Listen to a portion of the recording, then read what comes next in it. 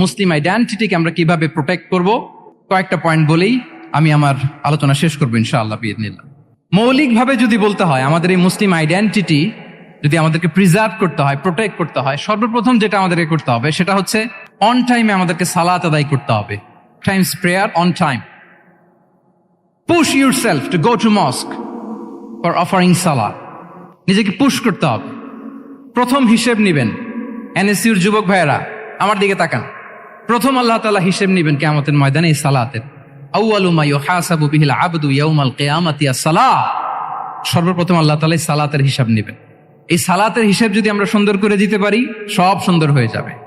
এবং ঈমান আর কুফরের মাঝে পার্থক্য হচ্ছে এই সালাহ। আওয়াজ করে বলুন, ঈমান আর কুফরের মাঝে পার্থক্য কি? এটাতে কোনো ছাড় নাই, compulsory. Push yourself to offer Salah on time. এটাই আমাদের আইডেন্টিটি। মুসলিম আইডেন্টিটির প্রথম কথা হচ্ছে সালাত। যার সালাত নাই তার ঈমান নাই। আওয়াজ করে বলেন, যার সালাত নাই তার কি নাই? আমাদের অনেক তরুণরা মুসলিম উম্মার মুক্তি কিভাবে হবে এটা নিয়ে খুব পেরেশান, কিন্তু সালাতের ব্যাপারে উদাসীন। এরকম আছে না নাই? এটা হইল? এটা যায়? যে ব্যক্তি মুসলিম উম্মার মুক্তি নিয়ে টেনসড সে সালাতে উদাসীন, এটা মেনে নেওয়া যায় না। তাহলে মুসলিম আইডেন্টিটি প্রোটেক্ট করতে হলে সর্বপ্রথম আমাদেরকে সালাতে যত্নবান হতে হবে, 1 নাম্বার। 2 নাম্বার হচ্ছে আল কোরআন আল কারীমের সাথে আমাদের অ্যাটাচমেন্টটাকে মজবুত করতে হবে। 1 নাম্বার হচ্ছে সালাত মুসলিম আইডেন্টিটির, 2 নাম্বার হচ্ছে কোরআন। আওয়াজ করে বলেন 2 নাম্বার কি? কোরআনের সাথে আমাদের অ্যাটাচমেন্ট বাড়াইতে হবে। অনেকের কোরআনের ইন ডেপথ নলেজ অনেক ভালো, কোরআনের রিফ্লেকশন গুলো খুব ভালো জানে, কিন্তু কোরআন তেলাওয়াতের বেহাল দশা। এরকম আছে না? আবার আমাদের অনেক ভাইদের কোরআন তেলাওয়াত মাশাআল্লাহ খুব বিশুদ্ধ, কিন্তু তার আবার কোরআনের রিফ্লেকশন গুলো জানা নাই। দুইটাই আমাদের জন্য crisis. Recitation and reflection both are needed. দুইটাই লাগবে। যে প্রজন্ম কোরআন জানে না তারা কখনো সফল হতে পারে না। আই রিপিট, আমি আবারও বলছি, যে প্রজন্ম কোরআন জানে না তারা কখনো সফল হতে পারে। তাহলে আমাদের মুসলিম আইডেন্টিটিকে যদি প্রিজার্ভ করতে হয়, প্রোটেক্ট করতে হয়, প্রথমে আমাদেরকে সালাতের ব্যাপারে সোচ্চার হইতে হবে, সচেতন হইতে হবে। 2 নম্বরে কোরআনের সাথে আমাদেরকে অ্যাটাচমেন্ট বাড়াইতে হবে। কোরআন যেমনি বিশুদ্ধভাবে আমার আবৃত্তি করতে, তেলাওয়াত করতে জানতে হবে, আবার কোরআনের রিফ্লেকশনগুলো, কোরআনের শিক্ষাগুলো আমাদেরকে জানতে হবে। দুটো গেল। 3 নম্বর হচ্ছে হালাল হারাম কনসার্ন। হালাল যদি আপনি মেনটেন না করেন আপনার কোনো মুসলিম আইডেন্টিটি নাই। আল্লাহ বলছেন কুলু মিম্মা ফিল আরদি হালালান তাইয়্যিবা। এই জমিনে যেগুলোকে আমি হালাল করেছি এগুলো তোমরা কনজিউম করো। সম্মানিত শুধু খেয়াল রাখবেন, হালালের ভেতরেই বরকত আছে। হালালে কি আছে? হারামে কোনো বরকত নেই। হারামে আছে সাময়িক উত্তেজনা আর উন্মাদনা, কিন্তু হালাল এর ভেতরে আল্লাহ তাআলা বারাকা ঢুকিয়ে দিয়েছেন। তাহলে আমরা হালাল কনজিউম করব, কি বলেন? সব ক্ষেত্রে হারাম খেয়ে, হারাম কনজিউম করে যে ব্যক্তি দোয়া করে, যারা হারাম খায় তাদের দোয়া আল্লাহ কবুল করে না। এবং হারাম খেয়ে বর্ধিষ্ণু দেহ আল্লাহর জান্নাতে প্রবেশ করবে না। লা ইয়াদখুলুল জান্নাতা জাসাদুন গুযিয়া বিল হারাম। হারাম খেয়ে যে দেহ নাদুস নুদুস হয়েছে ওই দেহ কখনো আল্লাহর জান্নাতে প্রবেশ করবে না। এজন্য খবরদার, আমাদের সবকিছু আমরা হালাল দিয়ে সাজাবো ইনশাআল্লাহ। বলেন সবাই। আমাদের অনেকে একটা ভুল করে, সেটা হচ্ছে অনেকে খাবারের ক্ষেত্রে খুব কনসার্ন, যেটা হালাল হইতে হবে, যেটা আমি কনজিউম করব এটার ব্যাপারে খুব কনসার্ন, কিন্তু অন্যান্য বিষয়ে তার আর কোনো খেয়াল নাই, ভ্রুক্ষেপ নাই। এরকম আছে না নাই? বলেন। আমাদের সরকারি বিভিন্ন অফিসগুলোতে ঘুষ আছে না? ঘুষ আছে। দেখবেন সরকারি অনেক হিন্দু কর্মকর্তা গরুর গোশত খায় না।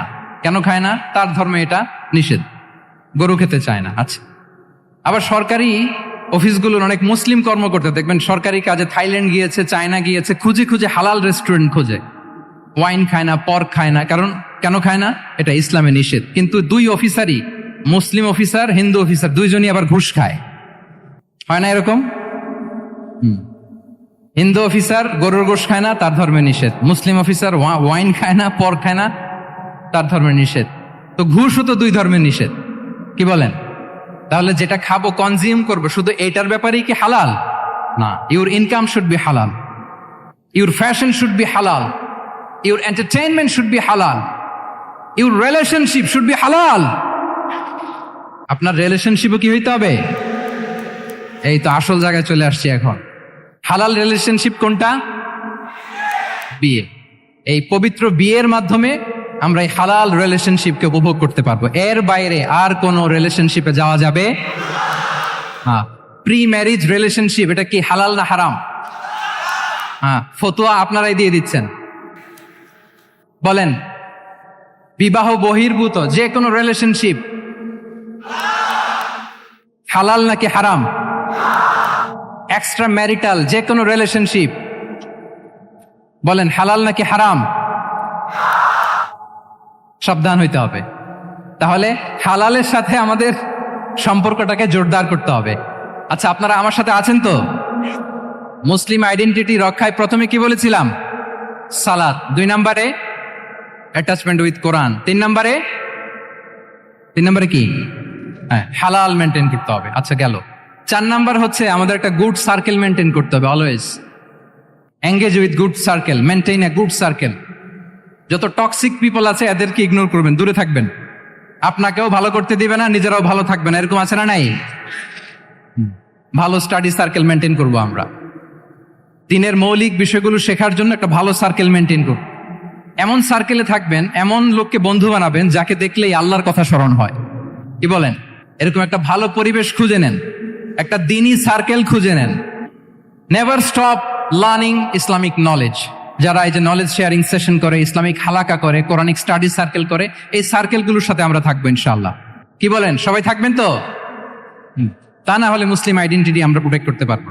আচ্ছা, 5 নম্বরে হচ্ছে এঙ্গেজ উইথ গুড ওয়ার্ক। কল্যাণমূলক কাজের সাথে নিজেকে আমরা জড়িয়ে রাখবো। এই যে টাইমটা আপনার লাইফের সবচেয়ে ক্রিম টাইম আপনি পার করছেন, বেশিরভাগ শ্রোতাই তো এখানে তরুণ এবং যুবক। এই সময় আপনি আর পাবেন না, কখনো পাবেন না। এই টাইমটাকে যেন আমরা কাজে লাগাই। এমন সময় আপনারা পার করছেন, আপনারা চাইলে বাতাসের গতিকে আপনারা পাল্টে দিতে পারেন, সাগরের স্রোতকে উল্টে দিতে পারেন, আপনারা চাইলে ইতিহাস গড়তে পারেন। এই যে 24-এর এই যে আপরাইজিং হলো, কারা করেছে এটা? হ্যাঁ, প্রবীণরা না নবীনরা? বলেন তো। এই যে আবু সাইদ বুক টান টান করে যে দাঁড়িয়েছে, সে কি বুড়া মানুষ ছিল না যুবক ছিল আপনাদের মতো? আল্লাহ রাসূল সাল্লাল্লাহু আলাইহি ওয়া আলিহি ওয়াসাল্লাম তিনি বলেন, ইগতানিম খামসান ক্বাবলা খামসিন। 5 জিনিস ফুরিয়ে যাওয়ার আগে 5 জিনিসকে গনিমত মনে করো, গুরুত্বপূর্ণ মনে করো। এর মধ্যে একটা হচ্ছে শাবাবাকা ক্বাবলা হারামিক। তোমার বার্ধক্য আসার আগে তোমার এই যৌবনকে, প্রৌঢ়ত্বের আগে এই যৌবনকে কাজে লাগাও। এবং কিয়ামতের দিন আল্লাহ তাআলা 7 শ্রেণীর ব্যক্তিকে তার সুশীতল আরশের নিচে ছায়া দিবেন, যেদিন আল্লাহর আরশের সুশীতল ঠান্ডা ছায়া ছাড়া আর কোনো ছায়ার ব্যবস্থা থাকবে না। ওই 7 শ্রেণীর ব্যক্তির মধ্যে এক ব্যক্তি হচ্ছে ওয়াশাবুন নাশাআ ফি ইবাদাতিল্লাহ। এমন যুবক যে আল্লাহর ইবাদতে তার যৌবনকে কাটিয়েছে। বলেন, ওইরকম যুবক হতে আমরা চাই কি চাই না? তাহলে আমাদের এই যৌবনকে আমরা কাজে লাগাবো। 6 নম্বরে হচ্ছে কনসিস্টেন্সি, ধারাবাহিকতা। আরবিতে বলে আল মুদাওয়ামা। এই যে আজকে মাশায়েখরা এখানে কথা বলবেন, এত মোটিভেটেড হয়েছেন, কালকে থেকে মাশাআল্লাহ নামাজ, নফল রোজা, কোরআন তেলাওয়াত শুরু করছেন, কিন্তু 10 দিন পরে আবার শেষ, 1 সপ্তাহ পরে আবার আর নাই মোটিভেশন। এরকম হয় কি হয় না? আমরা কি শুধু 7 দিনের জন্য মোটিভেশন নেব আজকের কনফারেন্স থেকে, নাকি আজীবনের জন্য নেব? আজীবনের জন্য নেব। ধারাবাহিকভাবে রেগুলার আমরা কিছু নফল ইবাদত করব, রেগুলার আমরা আধা পৃষ্ঠা হলেও আল্লাহর কিতাব কোরআন তেলাওয়াত করব, প্রতিদিন 2টি আয়াত হলেও আমরা অর্থ পড়ব, একটি হলেও আল্লাহ রাসূল সাল্লাল্লাহু আলাইহি ওয়াসাল্লামের হাদিস আমরা পড়ব। তাহলে ধারাবাহিক আমল আল্লাহর কাছে খুব প্রিয়। আহাব্বুল আ'মালি ইলাল্লাহি আদওয়ামুহা ওয়া ইন কাল্লা।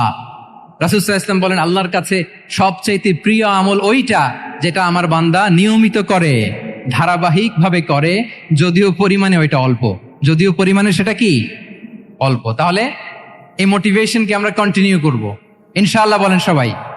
সব শেষে খুবই গুরুত্বপূর্ণ হাম্বলনেস, বিনয় থাকতে হবে আমাদের, ডাউন টু আর্থ হইতে হবে। আমাদের মুসলিম আইডেন্টিটির সাথে অ্যারোগেন্সের কোনো সম্পর্ক নাই। ওমা তাওয়াদা আহাদুন লিল্লাহি ইল্লা রাফাআহুল্লাহ।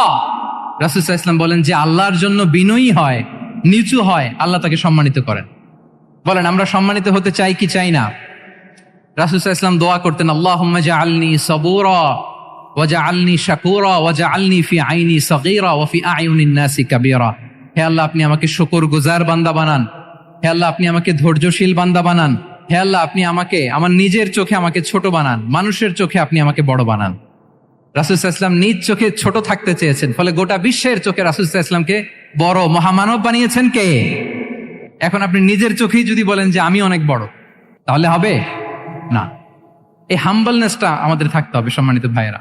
আমাদের অনেক তরুণদেরকে আমি দেখি যে নতুন দিনে ফিরেছে, নতুন তার মধ্যে উপলব্ধি আসছে, রিয়েলাইজেশন আসছে যে আগে রং ট্র্যাকে ছিলাম, এখন রাইট ট্র্যাকে আসতে চাই, ইসলামকে অনুশীলন করতে চাই। আলহামদুলিল্লাহ, খুব ভালো।